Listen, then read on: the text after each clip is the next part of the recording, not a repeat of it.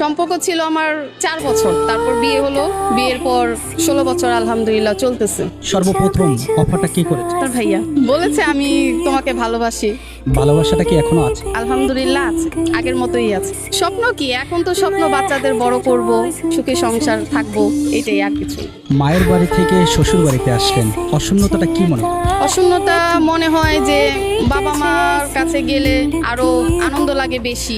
শ্বশুর বাড়ি তো কাজ টাজ দিয়েই আর কি সারাদিন চলে যায়, ব্যস্ততার মাঝখানে ছেলে, সংসার, স্কুল নিয়ে। কিন্তু মার বাসায় গেলে তো আর কিছু করতে হয় না, তখন তো মনে করেন যে আরামেই থাকতে হয়। মাকে তো অনেকই ভালোবাসি।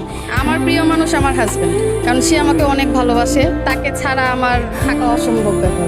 বেঁচে থাকার যে চাহিদা আছে ওইটাই শেষ হয়ে যাবে, এতই ভালোবাসি ওনাকে। আমি অনেক ভালোবাসি, নিজের জীবনের থেকেও, নিজের ছেলে মেয়ের থেকেও অনেক ভালোবাসি। হওয়া উচিত না, কিন্তু আমি ওনাকে অনেক বেশি ভালোবাসি।